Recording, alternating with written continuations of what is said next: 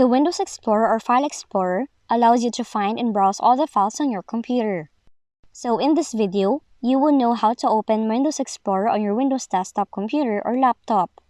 Now in using Windows 11, you can simply open File Explorer by clicking the folder icon on the taskbar. Alternatively, you can also click the Start menu and click the folder icon.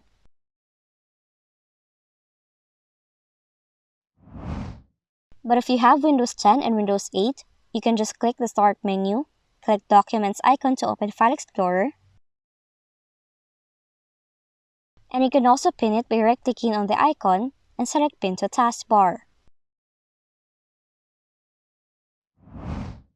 Lastly, on Windows 7 and Vista, simply open Start menu, type Windows Explorer, then click on the folder-shaped icon to open Windows Explorer.